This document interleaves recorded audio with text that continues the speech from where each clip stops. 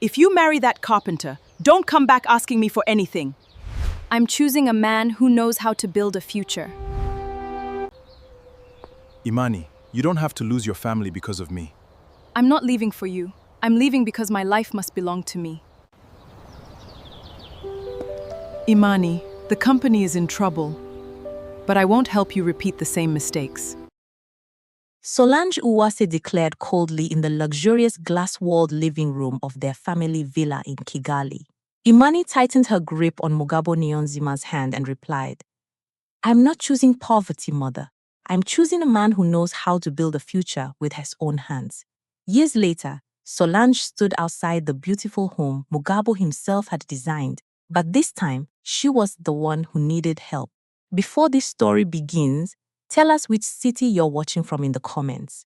The Uwase family villa in Kigali looked as immaculate as the life Solange Uwase had spent decades presenting to the world. Warm light poured through floor-to-ceiling glass walls. A sculptural chandelier hung above a polished dining table surrounded by velvet chairs. Fresh lilies rested in a bronze vase, and beyond the windows, the landscaped garden glowed beneath discreet architectural lighting. Imani Uwase stood near the marble fireplace in an elegant emerald dress patterned with delicate gold details. Beside her was Mugabo Niyonzima, dressed simply but beautifully in a tailored navy jacket over a crisp white shirt. His hands gave away his profession. Small marks remained along his fingers from years of measuring timber, sanding edges, fitting joints, and turning raw wood into furniture people wanted to keep for decades. Solange noticed those hands before she looked at his face. "So it is true," she said. Imani remained calm. "Yes, mother, you intend to marry him. I do." Solange slowly placed her crystal glass on the table. "Then explain something to me. You studied business. You worked beside me. You have met architects, investors, executives, men building companies across East Africa." Her eyes moved toward Mugabo. "And this is the future you chose?" Claudette Uwase shifted uncomfortably beside the dining table. "Mother," she warned softly. "No, your sister brought this conversation into my house." Imani's jaw tightened. "Mugabo is not a conversation. He is the man I love." Slush gave a short, humorless laugh. "Love." Mugabo finally spoke. "Mrs. Uwase, I understand that you want security for your daughter." Solange turned towards him. "Security?" Her voice remained elegant, which somehow made the contempt sharper. "You rent your workshop, yes. You rent your apartment, yes. You employ 3 craftsmen, 4 now." Solange raised an eyebrow. "Should I be impressed?" "No," Mugabo replied. "But you should be accurate." Claudette lowered her eyes, hiding the beginning of a smile. Imani looked at Mugabo. He had not raised his voice. He had not insulted her mother. That quiet restraint was one of the reasons she trusted him. Solange walked toward her daughter. "I built opportunities for you that women in my generation had to fight years to receive. I gave you education, connections, a place in this company. And you want to exchange all of that for sawdust?" Imani's expression changed. "I am not exchanging anything. You are." "No, mother. You are the one attaching a price to my choices." Silence filled the room. Solange's face hardened. "If you walk out of this house to marry a carpenter who doesn't even own a home of his own, Imani, don't ever come back asking me for anything." Claudette stood immediately. "Mother, that is enough." But Imani lifted one hand. "No, Claudette." She looked directly at Solange. "I'm not choosing poverty, mother. I'm choosing a man who knows how to build a future with his own hands. And when love does not pay your bills, then I will work. When the beautiful promises disappear, then we will deal with what remains. And when you discover that life is harder without this family." Imani swallowed. That question hurt because there was truth hidden inside its cruelty. Living meant losing more than luxury. It meant Sunday meals with Claudette, familiar voices in the kitchen, family celebrations, the bedroom where Imani had kept university photographs and old notebooks, the garden where she had once imagined holding her own wedding reception.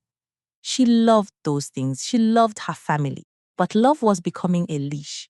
Mugabo stepped closer. "Imani, you do not have to prove anything tonight." She turned toward him. "If you want more time, take it," he continued. I will not build our marriage on the ruins of your relationship with your family. Solange stared at him, apparently surprised. Imani was surprised too. A man desperate for access to her family's wealth would have encouraged the separation. Mugabo was offering her a way back. That told her everything. Imani reached for his hand. I'm not leaving because you asked me to. Then she looked at her mother. I'm leaving because I need to know that the life I live belongs to me. Solange's eyes briefly softened, but pride closed the opening almost immediately. If you leave, I will not finance your mistakes. I'm not asking you to. No apartment, no investment, no position at the company, I understand. Claudette crossed the room and caught Imani's arm. Please don't make this permanent. Imani embraced her sister. I'm not. She glanced towards Solange. But I cannot be the only person trying to keep the door open. Imani picked up her handbag. Mugabo opened the front door, but before stepping outside, he turned back. Mrs. Uwase, I cannot promise your daughter luxury. Solange said nothing, but I can promise that I will never make her smaller so I can feel bigger. Imani felt tears rise, but refused to let them become an apology. She walked through the doorway beside him. Behind her stood a magnificent villa filled with everything money could purchase. Ahead waited uncertainty. Mugabo squeezed her hand. I'm sorry. Imani looked at him. For what? For what this is costing you.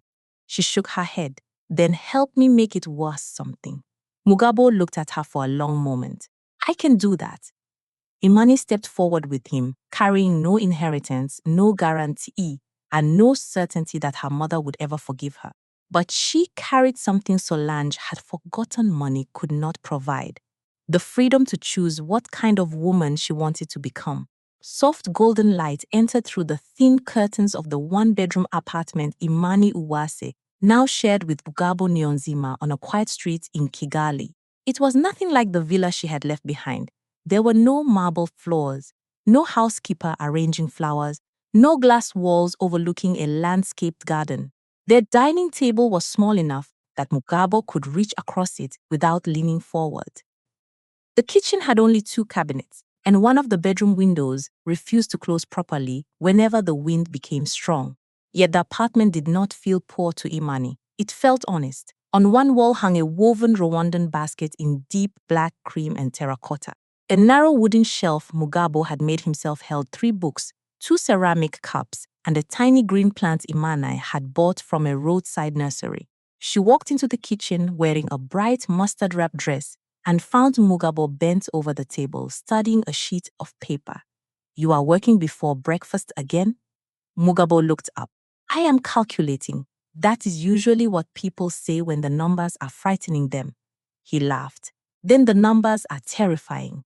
Imani poured tea into 2 mugs and sat opposite him. The paper contained orders from his workshop, material costs, wages for 4 craftsmen, transport expenses, and several handwritten notes.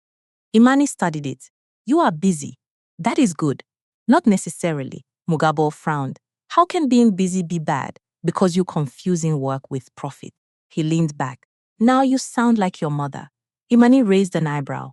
Mugabo immediately lifted both hands. That came out badly. Very badly. I withdraw it. She smiled despite herself. Then she picked up his pencil. You made 6 dining tables last month. Yes. How much did you earn from them? He gave her the total. And how much did the timber, varnish, transport, labor, and corrections cost? Mugabo hesitated. Imani stared at him. You do not know. I know approximately.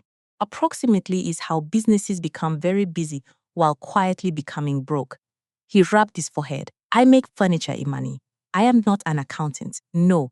But if you want to own a serious furniture company one day, you need to understand what every chair costs before somebody sits on it. Mugabo watched her for a moment. You have been thinking about this. I have been thinking about it since I first visited your workshop, and you never said anything. You were my boyfriend. Correcting your pricing system on our 3rd date would have been aggressive. He laughed loudly. That sounds exactly like something you would have done. Imani smiled, but beneath the humor sat a new possibility. She pulled the order sheet closer. What if we reorganize everything? We? Yes. Mugabo became quiet. Imani continued. You have craftsmanship, real craftsmanship. But customers see you as someone they call when they need a table repaired or a wardrobe built cheaply. That pays our rent. I know. Then what is wrong with it? Nothing, if that is all you want. Mugabo looked toward the shelf he had made. And if it is not? Imani leaned forward. Then stop selling only furniture. He stared at her. What else does a carpenter sell? Identity. His expression became skeptical. Wood has identity now. Good design does. She pointed toward the woven basket on the wall. When someone sees that, they know something about where it comes from. The pattern means something. The craftsmanship means something. Why should your furniture look like something copied from a catalog in another country? Mugabo slowly looked around the apartment. Imani could see his mind beginning to move. We could design a collection, she continued. Clean modern lines, but inspired by Rwandan geometry. Locally old source wood, where possible, better finishes, limited pieces, proper photographs, proper contracts, and proper prices, especially proper prices. Mugabo smiled. My customers will run away. Some will. That is encouraging. The wrong customers should run away. That silenced him. Imani had learned that lesson inside her mother's business. Premium clients did not simply pay for materials. They paid for reliability, storytelling, design discipline, service, and confidence. Mugabo had the hardest part already. He knew how to make beautiful things. What he did not know was how to make people understand their value. Imani reached for another sheet of paper. We need a name. My workshop already has a name. Mugabo Woodworks. It is clear. It sounds like you repair school desks. He looked offended. I have repaired many respectable school desks. Imani burst into laughter. So we keep the workshop name for general work. But the new collection gets its own identity. Mugabo studied her face. You really want to do this? The question reached deeper than business. Imani understood what he was asking. She had left a powerful family, a comfortable career, and a life that had already been arranged for her. Mugabo did not want her building his dream simply because she had lost access to her own. I don't want to hide behind your dream, she said softly. I want to see whether we can build something that belongs to both of us. Mugabo's expression softened. Then we build it together. The first opportunity came sooner than either expected. A boutique guest house owner who had previously ordered 2 bedside tables visited Mugabo's workshop and noticed a prototype lounge chair with a curved back inspired by traditional Woshan patterns. She wanted 6. Imani insisted on preparing a formal quotation. The woman accepted without negotiating. Mugabo read the message twice. She accepted the price. I can see that. She did not complain.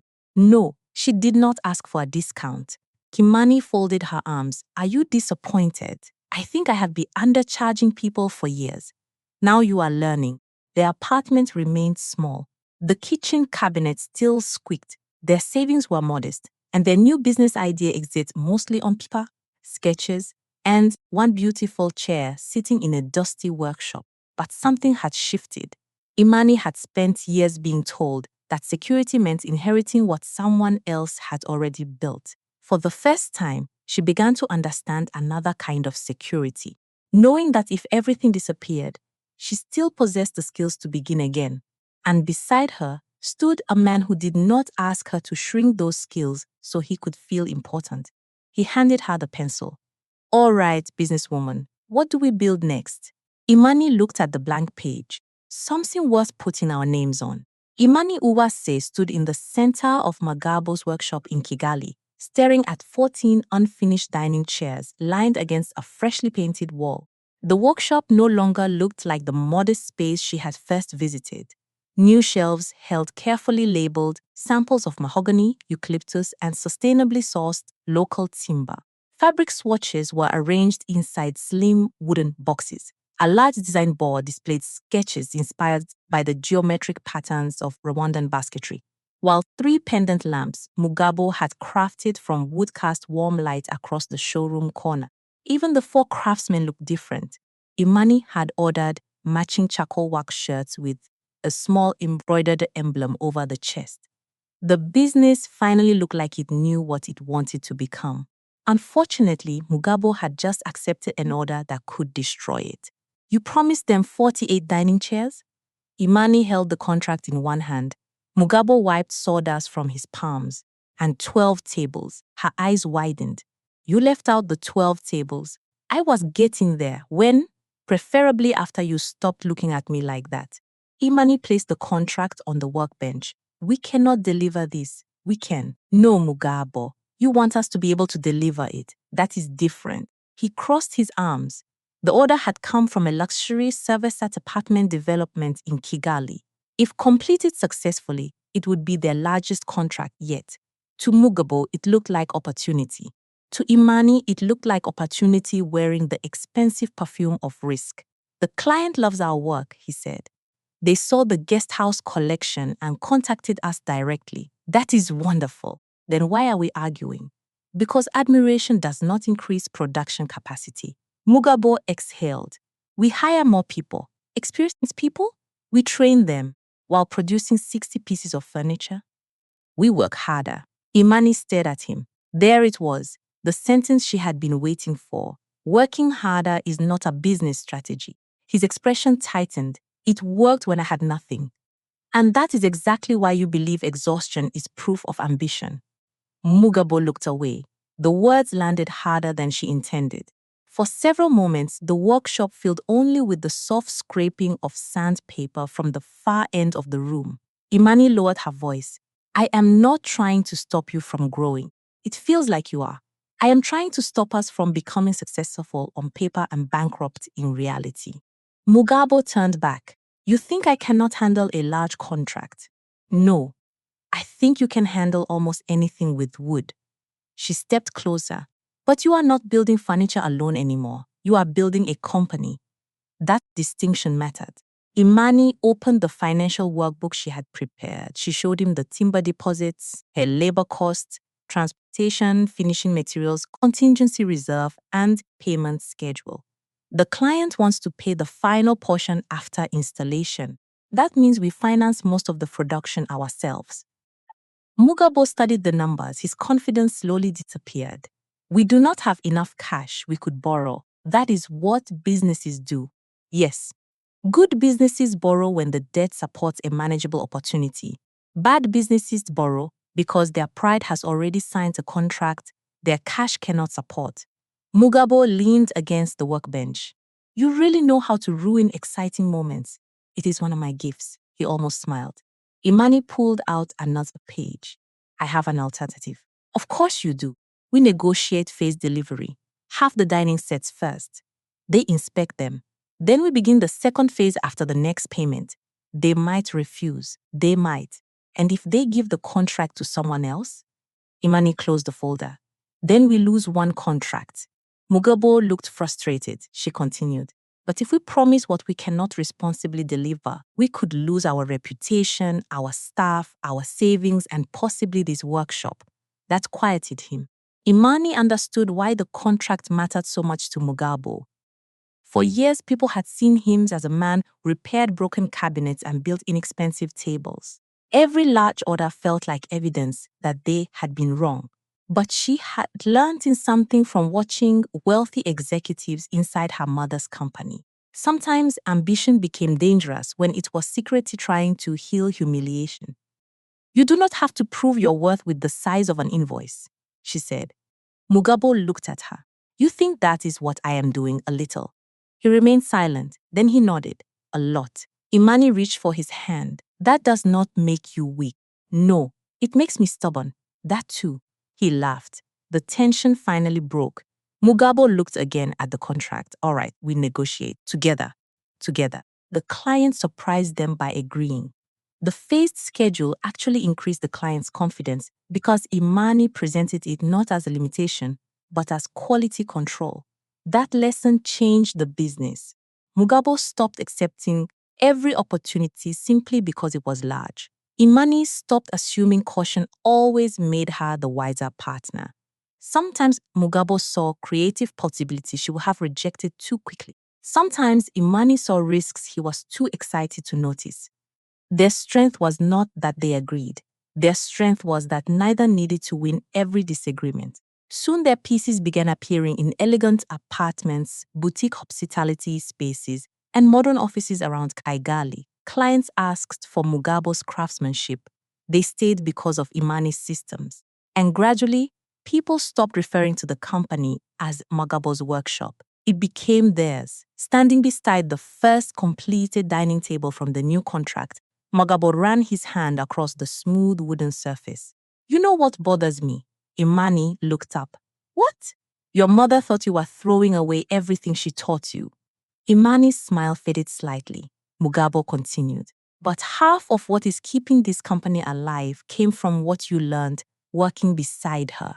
Imani looked around the workshop. Perhaps leaving her family had never required rejecting everything they had given her. She could keep the wisdom without keeping the control. She could honor where she came from without surrendering where she was going. Imani touched the edge of the table. We are not building this to prove my mother wrong. Mugabo nodded. Then why are we building it? Imani looked at the craftsmen working nearby, at the sketches waiting on the wall, and at the man who had never once asked her to become less capable so he could feel more powerful. Because I want to find out how far we can go when neither of us has to walk behind the other. Mugabo smiled. Then he moved beside her, exactly where he belonged. Solange Uwase stepped into the grand reception hall of a luxury property showcase in Kigali, wearing a flowing cobalt blue gown trimmed with gold embroidery. Crystal pendant lights shimmered above polished stone floors. Architectural models of modern residences stood beneath glass cases, while developers, bankers, interior designers, and investors moved through the room carrying champagne glasses and exchanging business cards. This was Solange's world. Here, people knew her name before she introduced herself. Claudette walked beside her in a tailored coral suit, greeting several executives from companies that had worked with Uwase Properties. You look distracted, Solange said. I'm working. You have checked your phone 6 times. Claudette slipped it into her handbag. 5, I counted. Before Claudette could answer, Thierry Habimana approached them. The company's financial director looked immaculate in a charcoal suit, but Claudette noticed the tension around his eyes. Solange, Thierry said, the representatives from the investment group would like a private conversation. About the Nyamata development? Yes. Tell them we will speak after the presentation. Thierry hesitated. They would prefer before. Solange looked at him. Then they can learn patience. She walked away. Claudette remained beside Thierry. What is happening? Nothing that requires concern tonight. That is not an answer. Thierry lowered his voice. One lender is reviewing our exposure. Claudette frowned. I thought the facility had already been extended. We are discussing terms. You told the board it was settled. I said we expected it to be settled. Claudette stared at him. Those were not the same thing. Before she could question him further, applause rose near the central stage. Solange turned immediately toward the sound, forcing Claudette to follow. A presentation had begun showcasing emerging Rwandan design businesses supplying premium hospitality and residential developments. Images appeared across a large screen. Lighting studios, textile designers, architectural firms. Then a photograph of a curved wooden lounge chair appeared. Claudette froze. She knew that chair. She had seen an earlier sketch of it inside Imani's apartment. The presenter spoke enthusiastically about a growing Kigali furniture studio combining contemporary African design with disciplined local craftsmanship. Another image appeared, a dining table, then a reception desk, then a beautifully furnished boutique interior. At the bottom of the presentation was the studio name Imani and Mugabo had chosen. Claudette smiled before she could stop herself. Solange noticed. What? That is Imani's company. Her mother's expression changed. For several seconds, she said nothing. Then she looked back at the screen. That is Mugabo's workshop. No, Claudette replied. It belongs to both of them. Solange picked up a glass from a passing waiter. Putting a fashionable name on carpentry does not make it an enterprise. Claudette turned toward her. Why is it so difficult for you to admit that she is doing well? I did not say she was doing badly. You never say anything. What would you like me to do? Applaud because my daughter abandoned a corporate career to sell chairs? Claudette's expression hardened. She did not abandon her skills. She used them somewhere you could not control. Solange's eyes sharpened. Be careful. No, mother. Someone should say it. Claudette lowered her voice. You told everyone Imani would come back when life became difficult. She still might. It has been difficult. That answer silenced Solange. Claudette continued. She struggled. She worked. She built something. And she still did not come back asking for money. Solange looked toward the screen again. A photograph showed Mugabo standing beside several craftsmen in coordinated work shirts, while Imani spoke with a hotel representative. Imani looked elegant in a vibrant green tailored dress, confident and composed. For one brief moment, pride softened Solange's face. Then she buried it. She could have achieved more with us. Maybe she wanted something that was hers. Solange did not respond. Across the room, Thierry was speaking urgently with another executive.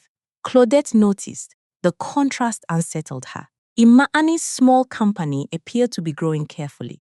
Uwa's properties looked magnificent from the outside, yet increasingly every conversation inside it seemed to contain words like extension, refinancing, delayed payment, revised projection. Claudette excused herself and approached Thierry. Show me the current cash position. Not here, then send it to me. I will. The full version. Thierry's expression tightened. You already received the management reports. I want the bank obligations, supplier balances, project commitments, and loan security schedules. Claudette, why are you hesitating? He glanced towards Solange. That glance answered more than his words. Claudette felt a knot form in her stomach. What has mother approved? Nothing improper. I did not ask whether it was improper. Thierry remained silent. What has she approved? Expansion. With what money?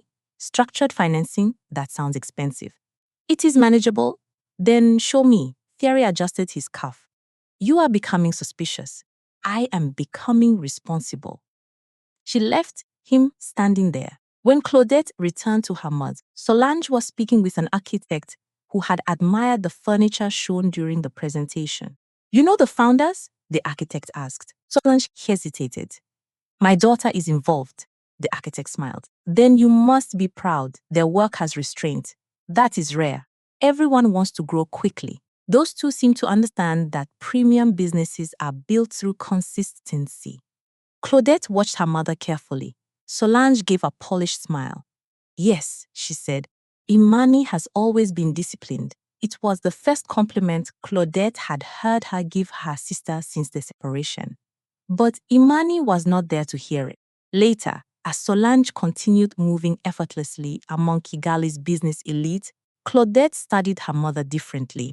Solange still looked powerful. Uwa's property still looked successful. People still approached her with admiration. Yet Claudette had begun to understand something uncomfortable. Appearance could survive long after stability had disappeared. Across the hall, the screen returned to the image of Imani and Mugabo's furniture. A small company, no marble headquarters, no impressive convoy, no famous family name carrying it forward. Just skill, discipline, careful growth, and two people willing to question each other before making expensive decisions. Claudette looked from that image toward Thierry. He immediately looked away. For the first time, she wondered whether the sister everyone believed had walked away from security might actually have been the one building it.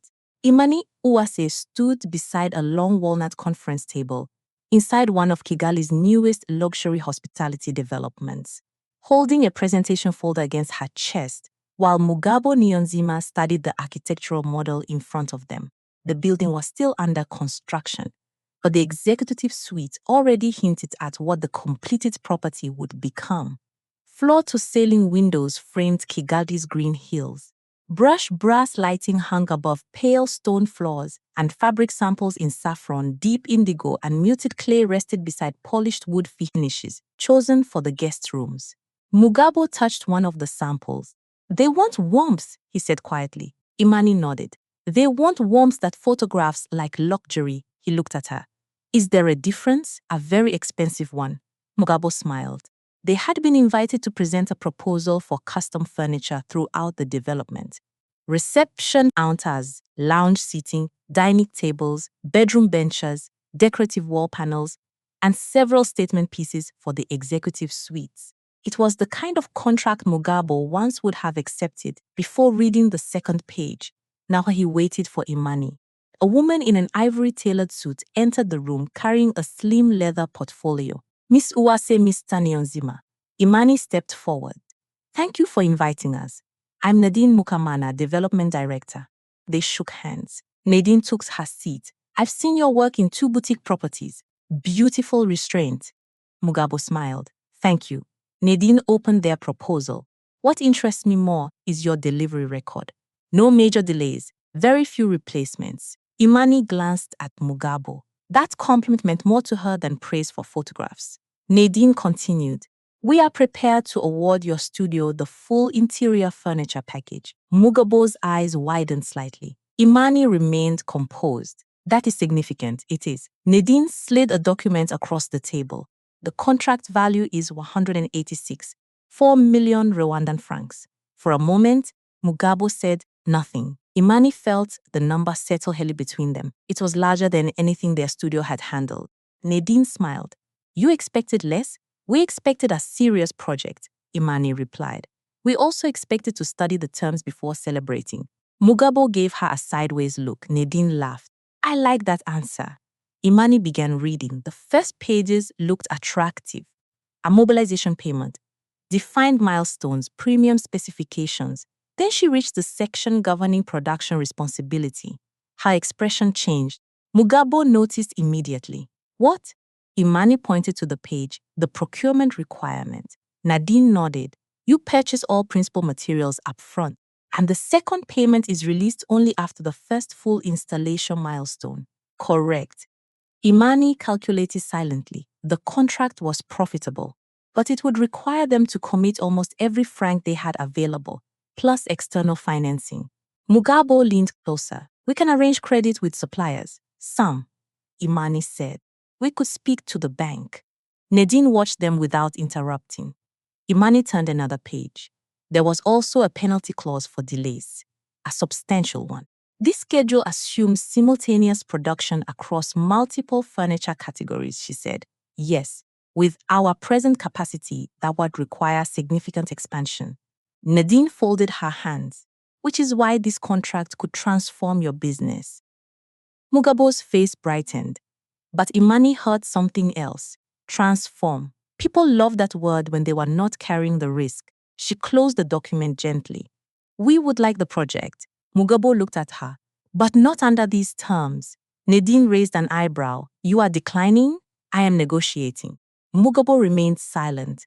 Imani continued. We will manufacture the reception, lounge, and executive suite package first. You release the corresponding milestone payment after inspection. Then we move into guest room production. That extends our schedule. Not significantly.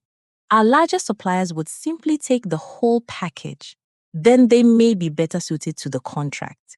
Mugabo turned toward her sharply. Nadine leaned back. You are willing to lose this project? Imani's voice stayed calm. I am willing to lose any project that requires us to gamble the company in order to impress the client. Silence. Mugabo stared at the architectural model. Imani knew what he was feeling.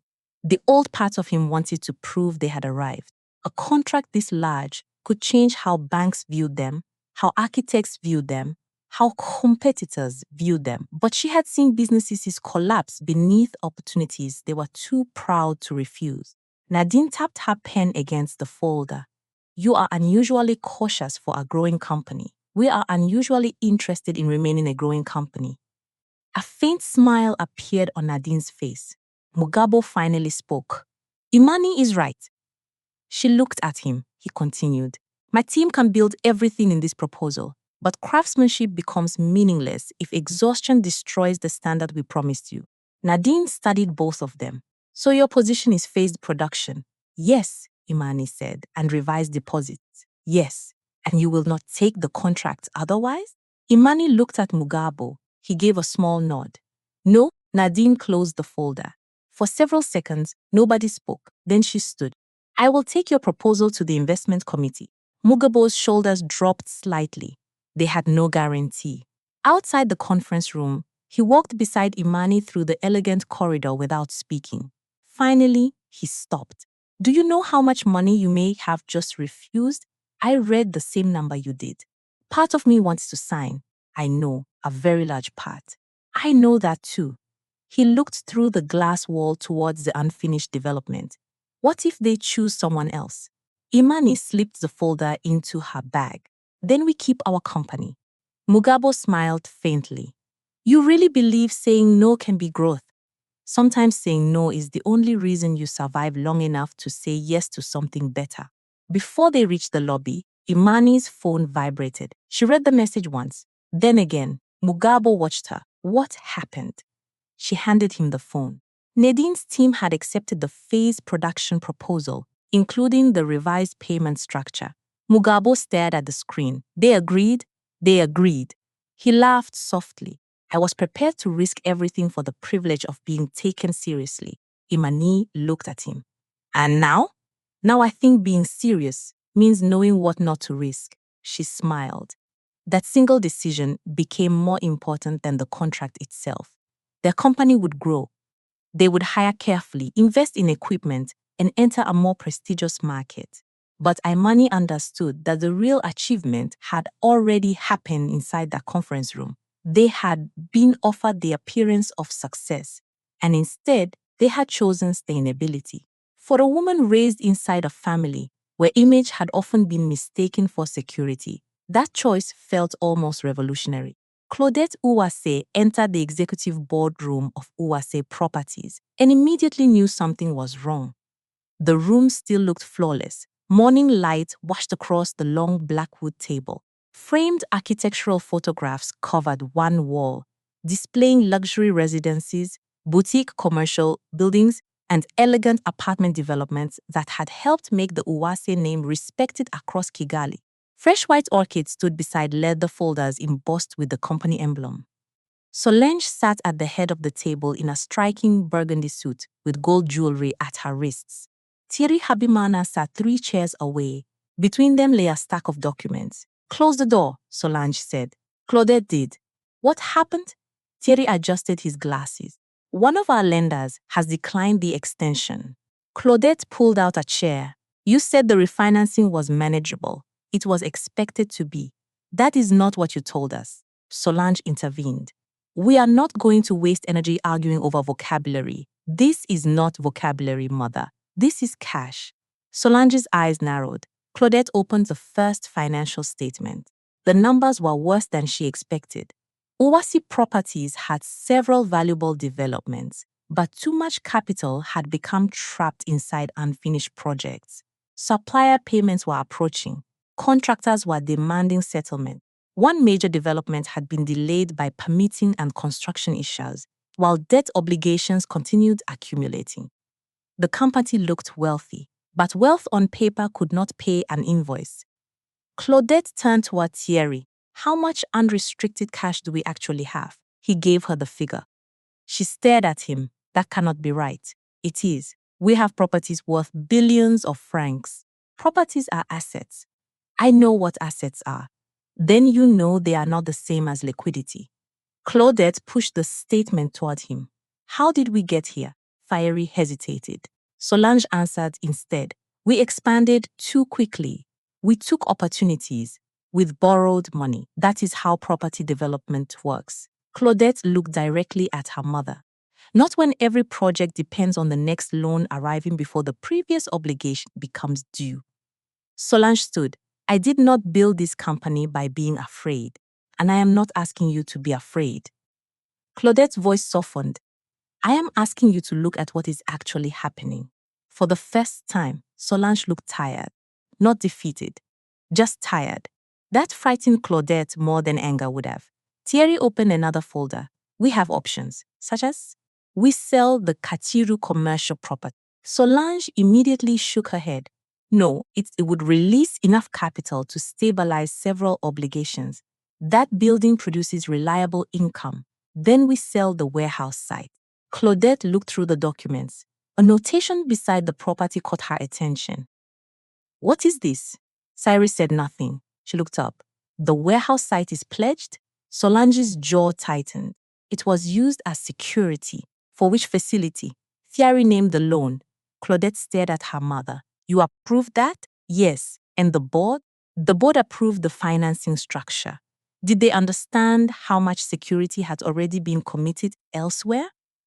Sojanji's silence answered her. Claudette stood and walked toward the windows. Below them, employees entered the elegant headquarters carrying laptops and coffee cups.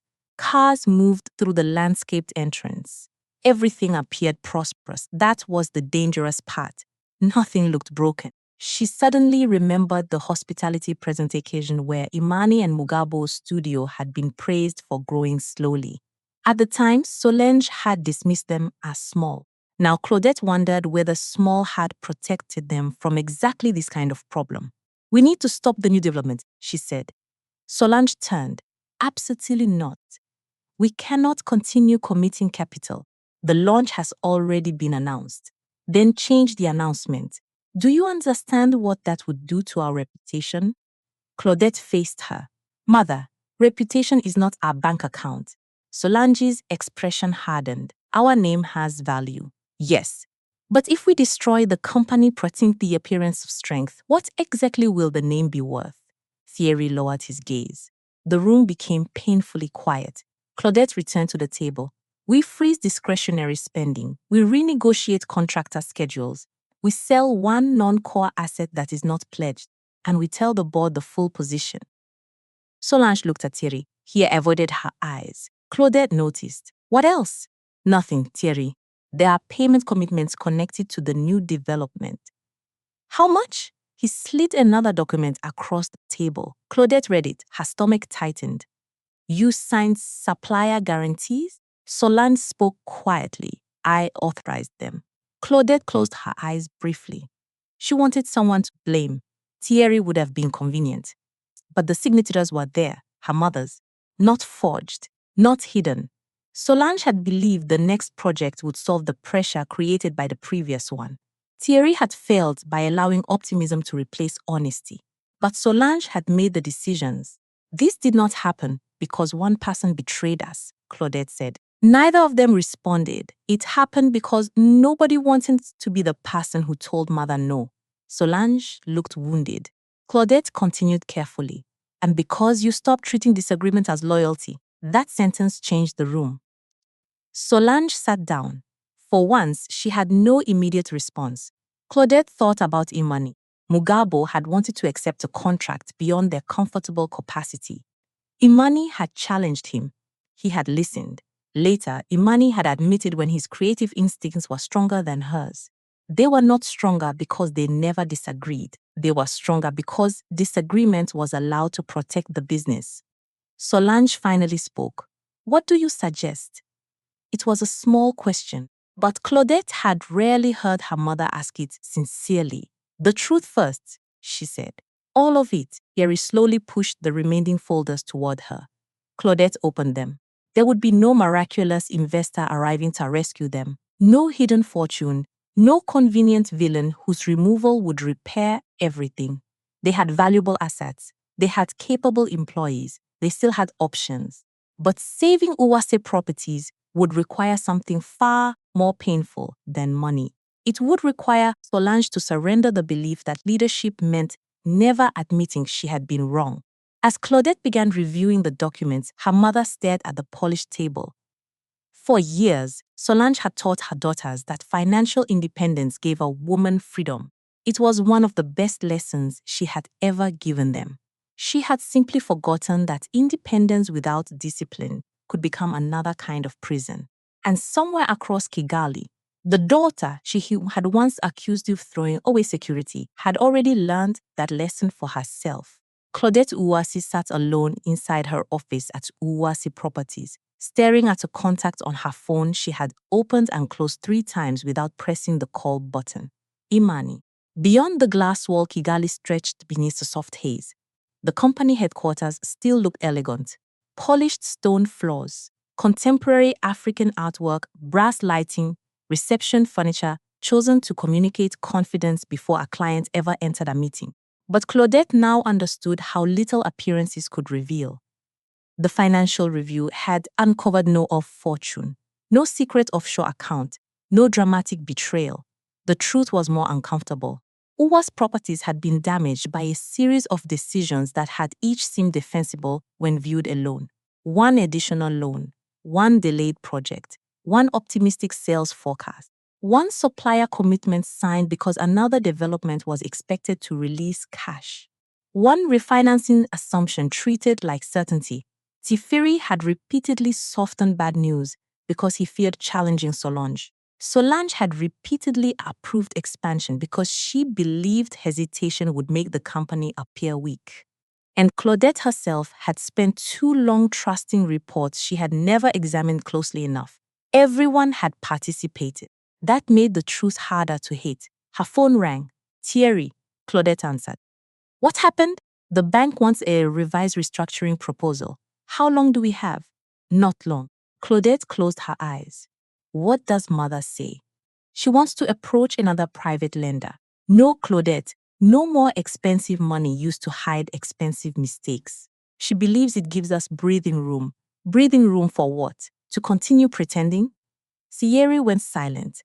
Claudette softened her voice. I am not blaming only you. You should. No, you should have challenged her. But mother signed those decisions, and I sat in meetings without asking enough questions. Thierry sighed. I thought protecting her confidence was protecting the company. That was the problem. Claudette looked again at Imani's name. Sometimes loyalty means being the person willing to make someone uncomfortable. After ending the call, she finally pressed Imani's contact. The phone rang. Then her sister answered. Claudette? Hearing Imani's voice made Claudette's throat tighten. Hi, is everything all right? The fact that Imani asked that first almost broke her. No, silence followed. Imani did not rush to fill it. What happened? She asked. Claudette looked at the financial folders covering her desk. The company is in trouble. How serious? Serious enough that I would not be calling if I knew how to fix it alone. Imani became quiet again. Claudette could imagine her sister wondering whether this was the moment she had once been warned would come. The moment the proud family finally needed the daughter it had pushed away. I'm listening, Imani said. Claudette explained the projects, the debt, the pledged assets, and the failed refinancing. She did not exaggerate. She did not protect Solange. And she did not blame Thierry for everything. When she finished, Imani asked one question. Does mother know you called me? No? Then why are you calling? Because I have watched you build a business differently. Imani gave a small surprised laugh. We make furniture, Claudette. We do not restructure property companies. I know. Then what exactly do you want from me? Claudette swallowed. Perspective. That word changed the conversation. Not money. Not rescue. Perspective. I watched you walk away from this family with almost nothing, Claudette continued. I thought you were being emotional. Then I watched you and Mugabo grow carefully while we kept expanding because everyone expected us to look successful. Claudette, I should have defended you. Imani went silent. When mother gave you that choice, I told myself staying quiet would keep the peace. It kept her peace. I know.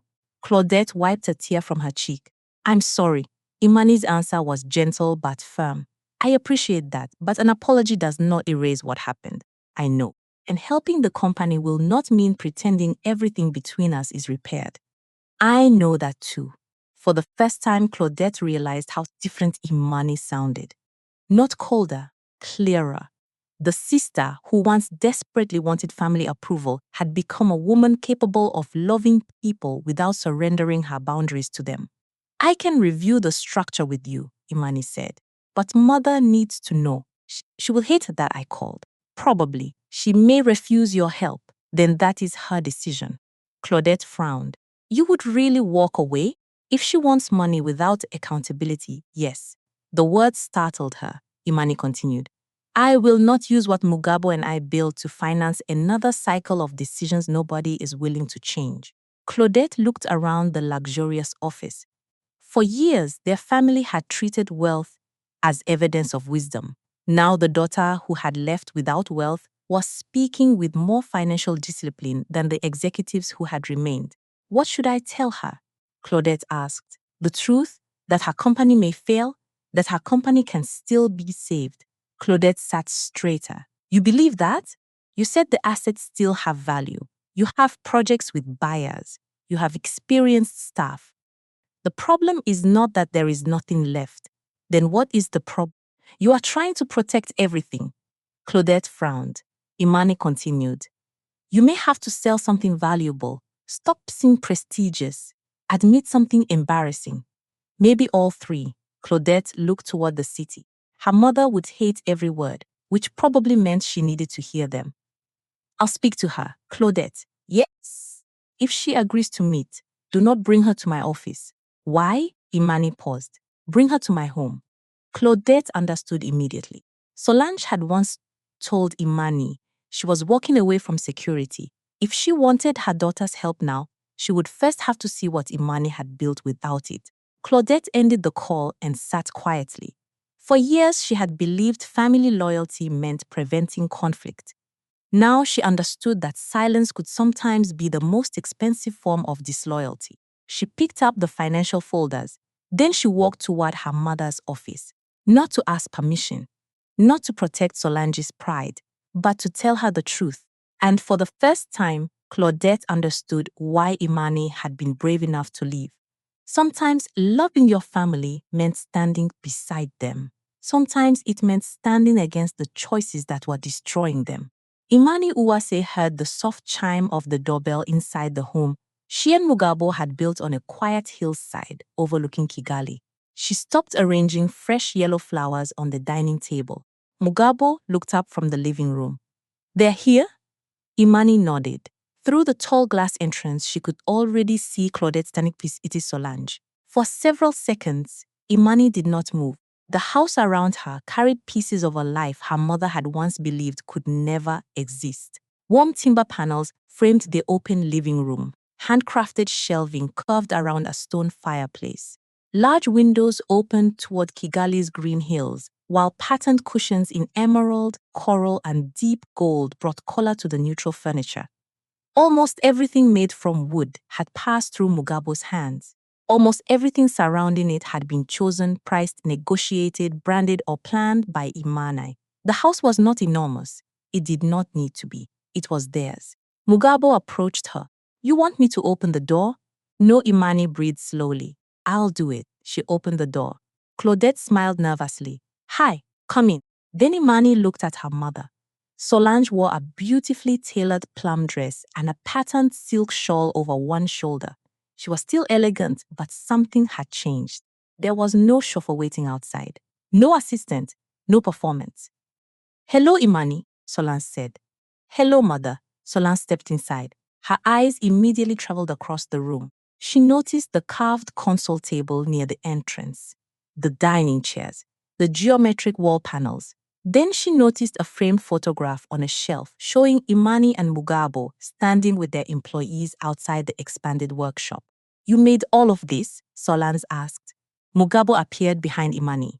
Most of the woodwork, Solange turned toward him. Mugabo, Mrs. Uwase. For a moment, old tension returned. Then Solange said something neither of them expected. It is beautiful. Mugabo smiled politely. Thank you. Claudette released a breath. They sat in the living room. Imani had prepared tea, not because she wanted to pretend everything was normal, but because hospitality did not require surrender. Solange held her cup without drinking. Her attention kept returning to the room. Finally, she spoke. I was wrong about this house. Imani looked at her. Only the house? Solange's mouth tightened. Claudette stared at her tea. Mugabo remained quiet. Solange placed the cup down. I was wrong about more than the house. Imani waited. I believe without financial security was irresponsibility. That was not completely wrong. Solange looked surprised. Imani continued. Love does not pay salaries. It does not replace planning. Mugabo and I learned that quickly. Mugabo nodded. But you assumed he had nothing because he did not have wealth yet. Solange looked toward his hands. And I assumed you were giving up your future. I was changing it. Yes, the word came quietly. Solange looked around again. I did not understand the difference. Imani felt emotion rise inside her, but she kept her voice steady. Why are you here, mother? Claudette shifted. Solange answered herself. The company needs help. Imani had expected the sentence. It still hurt. Help from me? Yes. What kind? Solange hesitated. We need capital. There it was.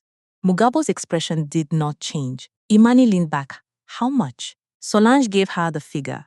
Imani remained silent. It was substantial. Not enough to destroy everything she and Mugabo had built, but large enough to put their company under pressure if the restructuring failed. Solange continued. It would stabilize the immediate obligation, and afterward, we complete the developments. All of them? The important ones. Who decides which ones are important? Solange looked irritated. Imani, I did not come here to be interrogated. Imani's expression hardened. Then you came to the wrong house. Claudette lowered her eyes. Solange stared at her daughter. The old Solange might have stood up. The old Imani might have softened her words to keep her mother from leaving. Neither woman moved. Imani continued. I can help you save a company, mother, but I will not help you continue the decisions that made it need saving. Solange's face tightened. You think because your furniture's business is doing well, you understand everything I built? No, Imani's voice stayed calm. I understand enough to know that pouring more money into the same structure is not rescue. Mugabo finally spoke. Mrs. Uwase, I am not interested in proving you wrong. Solange turned toward him, and I do not want your company to fail. But I watched Imani protect our business from me when I wanted to grow too quickly. Solange frowned. From you? Mugabo smiled slightly. I can be ambitious in expensive ways. Imani almost laughed. He continued. She told me no. I listened. The room became quiet. That is what partnership gave us, Mugabo said. Not agreement. Permission to tell each other the truth. Solange looked away. Claudette spoke softly. That is what we stopped doing. Solange's eyes moved toward her eldest daughter. You too? Yes, mother. Claudette sat straight. We all helped create this problem because everyone became afraid of disappointing you. Solange looked wounded. Imani almost reached for her. Almost. Instead, she allowed the truth to remain where it had landed. Finally, Solange whispered, what would helping look like? Imani picked up a slim folder from the table. I reviewed the information Claudette sent. Solange stared at it. You already prepared something? I prepared questions. That distinction mattered. You sell one non-core asset. You pause the development that cannot support itself. Thierry presents the complete numbers to the board. Claudette takes authority over the restructuring process. Solange's eyes widened. You want me to surrender control of my own company temporarily? And if I refuse? Imani looked at her mother with quiet sadness. Then I will still love you. Solange waited, but I will not give you the money. The sentence hung in the room. Not revenge, not triumph, a boundary. Solange looked at the polished dining table Mugabo had built. For years, she had believed providing money gave her the right to decide what was best for her daughter. Now she sat inside a home built without her money, asking that daughter for financial help. The irony was impossible to escape. I thought you would come back, Solange admitted. Imani's expression softened. I thought hardship would teach you that I was right. And hardship did teach me something. Solange looked at her. What? Imani reached for Mugabo's hand. That security is not having someone powerful enough to rescue you from every mistake. She looked around the home they had built together. It is learning how to make fewer mistakes you need rescuing from. Solange lowered her eyes. No one applauded. No one celebrated her humiliation. That was not what this family needed. What they needed was harder. The courage to remain in the room after pride had nowhere left to hide. Imani Uwase sat at the dining table inside her Kigali home, watching her mother run one hand slowly across the polished wood. Mugabo had built the table from carefully selected timber, leaving the natural grain visible beneath a smooth, matte finish. Around it sat Imani, Mugabo, Solange, Claudette, and Eri Habimena.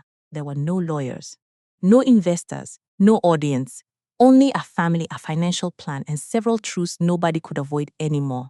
A folder rested in front of Solange. She opened it. So this is what you are proposing? Claudette nodded.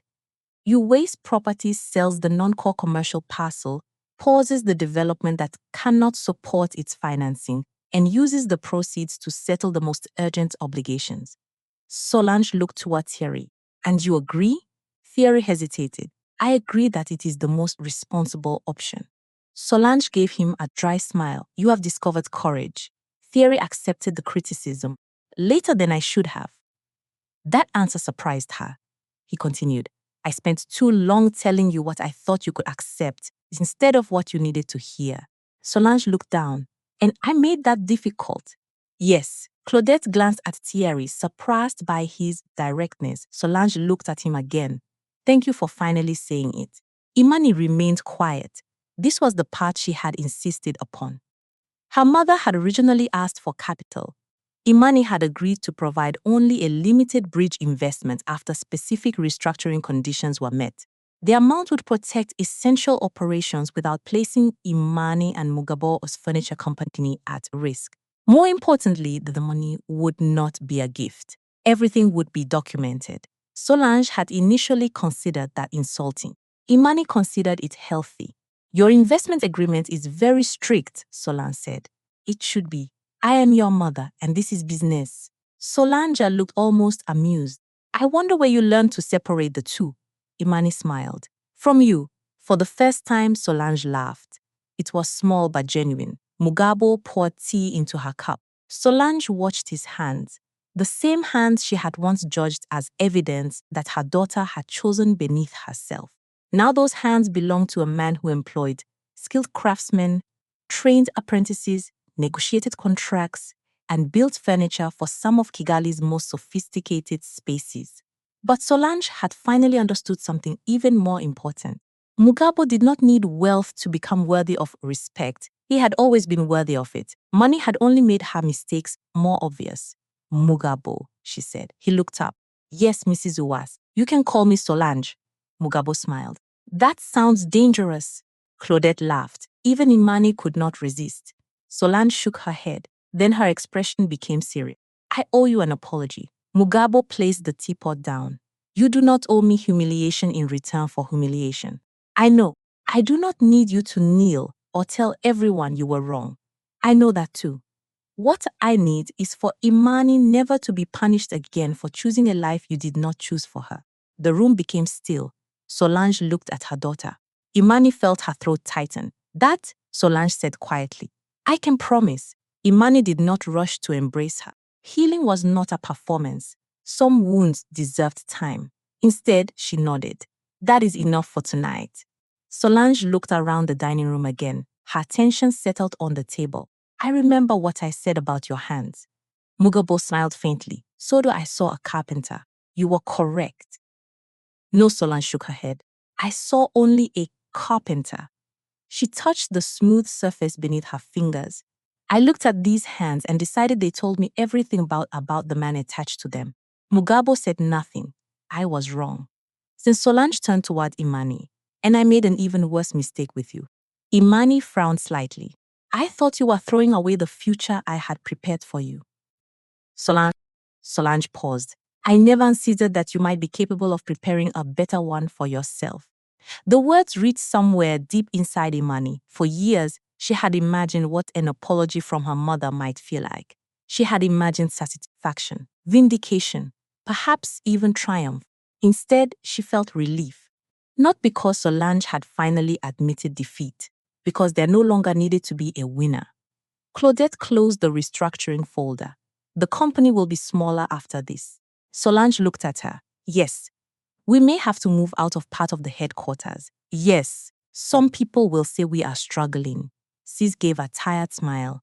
For once, let them say whatever they like. Imani smiled. That was perhaps the greatest change of all. Uwase Properties did not magically return to its former scale. It became leaner. One prestige project was abandoned. A valuable asset was sold. Several expenditures disappeared. Thierry remained with the company under stronger financial controls, and Claudette received genuine authority rather than a decorative executive title, Imani advised when asked. She did not take over. Mugabo returned his attention to their growing studio. They continued expanding carefully, adding equipment only when production justified it, and training new craftsmen instead of chasing every contract that carried an impressive number. Their success remained imperfect. That made it real. Solange began visiting their home without bringing business documents. Sometimes she came for tea. Sometimes she asked Mugabo about a new design. Sometimes she and Imani still disagreed. But disagreement no longer came with threats of abandonment. That was progress. As the family remained around the table, Solange ran her fingers across its edge once more. Do you know what I see now when I look at this? Mugabo smiled. A table, a lesson. Imani raised an eyebrow. That sounds expensive, it was. They laughed, and in that ordinary moment, Imani understood what she had actually gained. She had not won because her mother eventually needed her. She had not been proven right because Muge became successful.